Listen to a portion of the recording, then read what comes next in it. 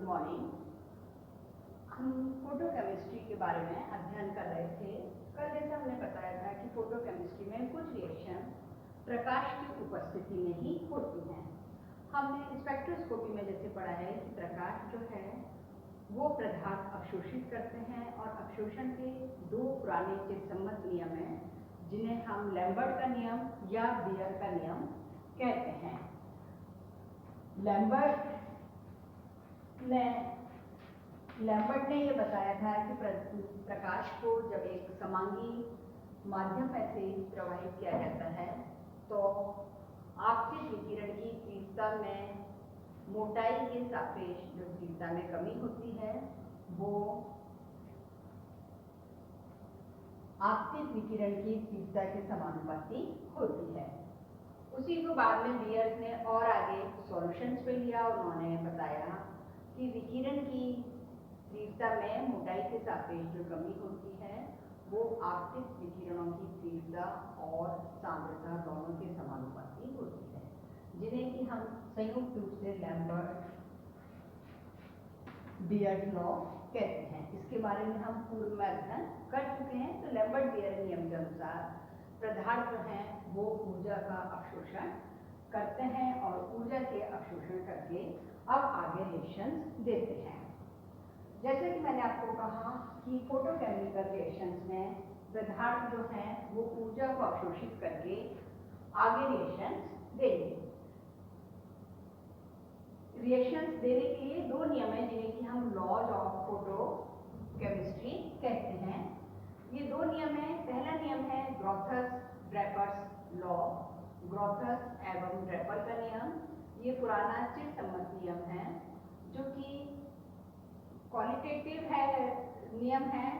इससे हम मात्रात्मक नियम नहीं कह सकते। ये सिर्फ एक एक्सपेरिमेंटल आधार पे और एम्पिरिकल लॉ की तरह है ये, जिसमें हम ये कहते हैं कि प्रकाश जो है वो आपतित विकिरणों को ही अवशोषित करता है, उसमें से ट्रांसमिट होने वाली या रिफ्लेक्ट होने वाली विकिरणों को अवशोषित नहीं करता। और ये आपतित विकिरण जो वो अवशोषित करता है उन अवशोषित फोटोनों से ही पदार्थ जो है वो रिएक्शन देता है। परंतु ये आवश्यक नहीं है कि अणु में हमेशा फोटोन अवशोषित करने के बाद अभिक्रिया हो जाए।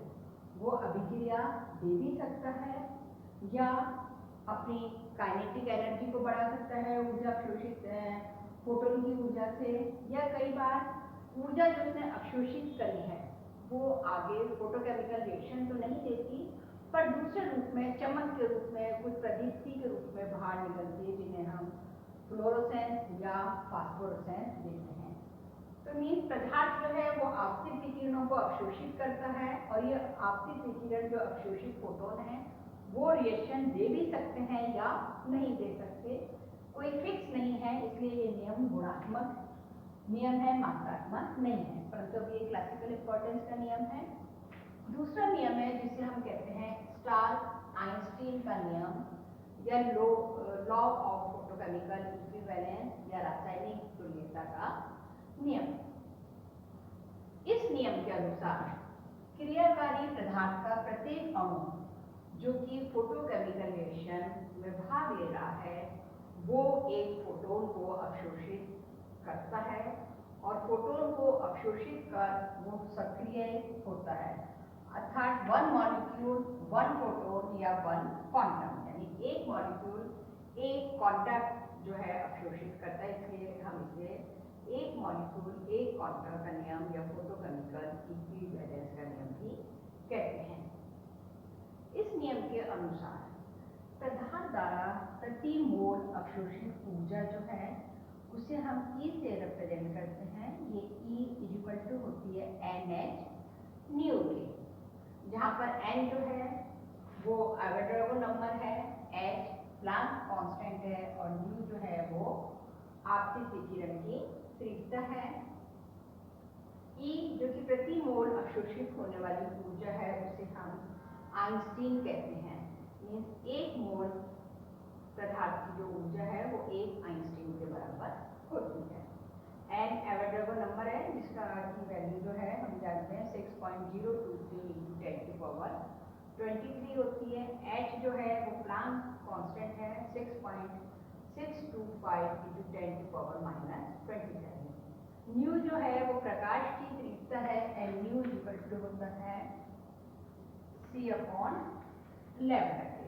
तो हम चाहे तो इसको ये भी लिख सकते हैं कि E equal to N H C upon lambda, जहाँ c जो है वो प्रकाश का वेग है जिसका मान 3 इंटू 10⁻10 सेंटीमीटर पर सेकंड होता है, और लैम्डा जो है वो वेव लेंथ है, प्रकाश जो तरंगदैर्घ्य अवशोषित कर रहा है, जो विकिरण अवशोषित कर रहा है उसकी तरंगदैर्घ्य है। और हमने जैसे पहले बताया है कि प्रकाश जो है 200 से 800 nm के तरंगदैर्घ्य वाला अवशोषित होता है, यानी पदार्थ जो है वो अल्ट्रावायलेट या विजिबल रीजन का प्रकाश जो कि 200 से 800 nm वाला होता है, कितनी लैम्डा होती है उसको अवशोषित करते हैं।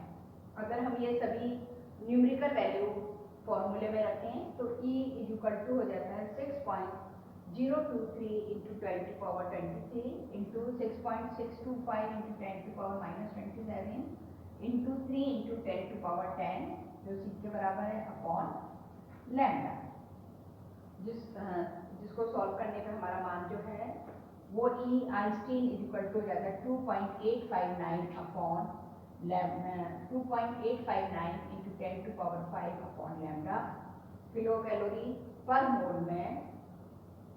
जूल पर मोल में ये मान जो है वो 1.96 इंटू 10⁸ अपॉन लैम्डा हो जाता है।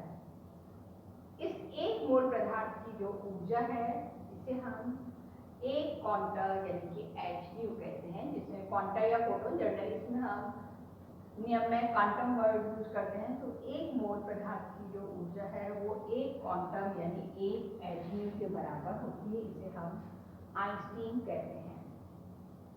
परंतु इस नियम में भी एक बात है कि पदार्थ A जो है वो HU को अवशोषित करके उत्तेजित हो